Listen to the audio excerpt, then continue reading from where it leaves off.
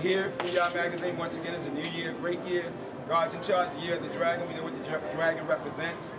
I'm going back and I'm just having these childhood dreams and coming up and just remembering Mission Impossible. Man, Mission Impossible. And we know right now, even to this day, Mission Impossible is one of the, I mean, it's like it's killing at the box office right now. When I say that term, Mission Impossible, what does that mean to you?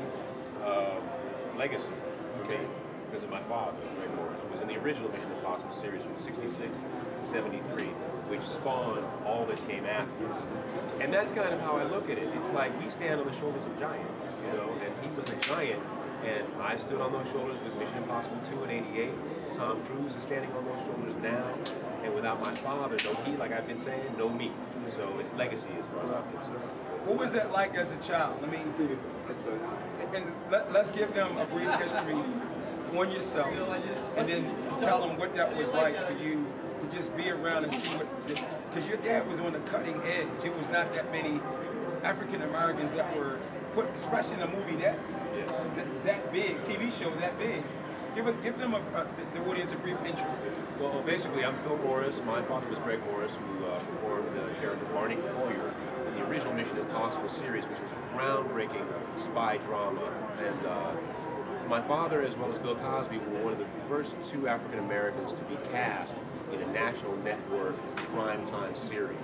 Bill was in a quasi-comedy known as I Spy. My father was in a straight-up spy drama, and he was the smartest cat in the whole team, and we had never seen that strong African-American male taking a lead role, and especially a very intelligent lead role in one of the primetime network's finest shows. It was William Paley's favorite show. William Paley was the president of CBS at the time, and he saw the benefit of the show. He saw the benefit of my father in that show, and as I said before, without him, not just biologically, but professionally and career-wise, he opened so many doors and paved so many ways for us to continue and go forward. So I'm just very proud of it. And as a child growing up, just how did it inspire you to take that next step to go into films yourself? Well, it was like growing up at Disneyland. I mean, we would go to Paramount Studios, and right across the breezeway was the Star Trek set. So we would walk, I mean, I was 6 or 7 years old, and here we are on Captain Kirk's bridge, and sitting in the chairs, and opening up the crazy door, and picking up the paper mache rocks. So it was all playtime to me, and I saw it as a wonderful world, like a fantastic world, and as a child I was enamored with it, and it's no mystery why I do that today for my living. And we most people don't know that you studied martial arts. We were talking, I mean, you've been studying martial arts how long? Since I was 6. Bruce Tegner, well, when my father started Mission Impossible, they were told to go study karate, and there was a gentleman, Bruce Tegner, who was one of the first GIs to bring karate back from Okinawa for American consumption, and that's who they trained with, and so I went with them to train.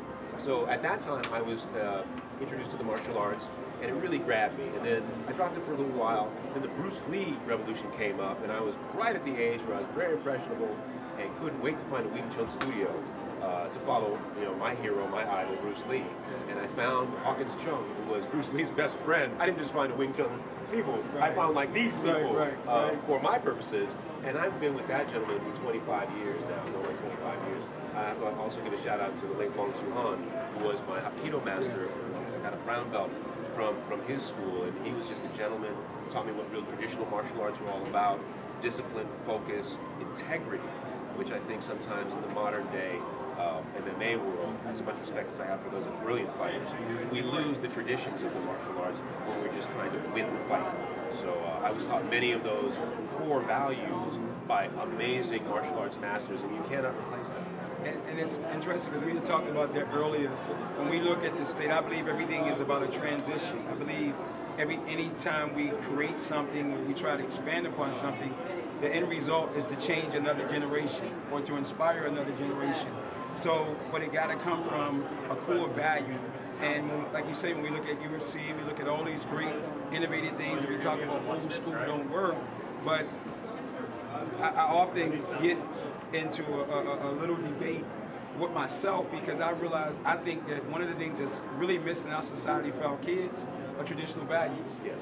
And I believe that strict stand up, bow, show respect, don't move until your instructor come back, eyes focused straight ahead. When the instructor's shaking your hand, look at him in the eyes.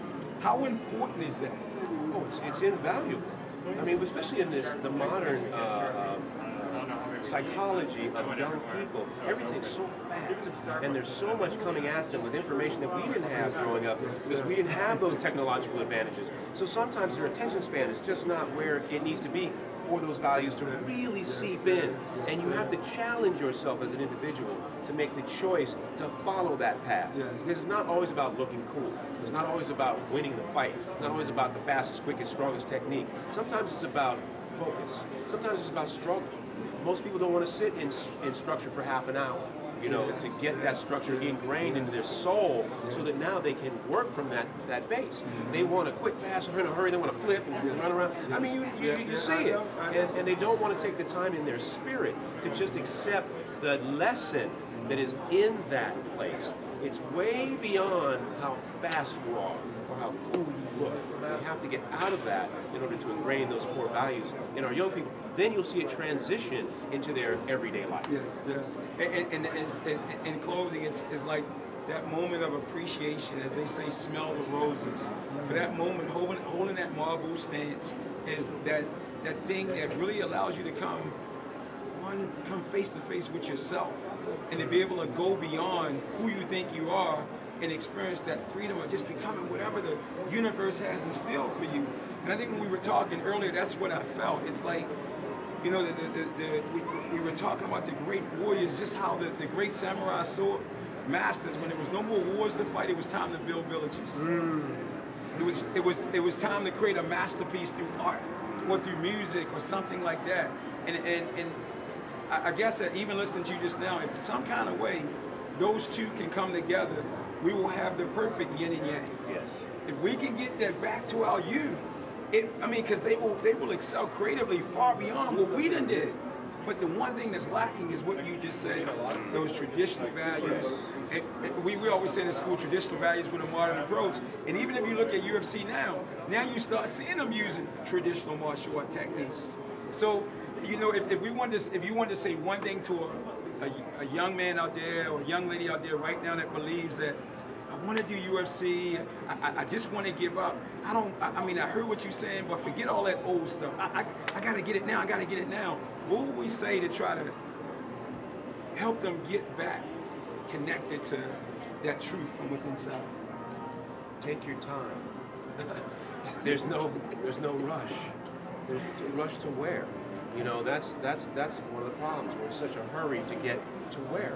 The truth exists beyond us, and it takes time to understand that truth and accept it. That's where the training is so valuable. And you may not know why you're standing in your horse stance, your Mount Bow, for an hour. But let me tell you, after that hour, you will know. If you don't get to that hour, you will never know.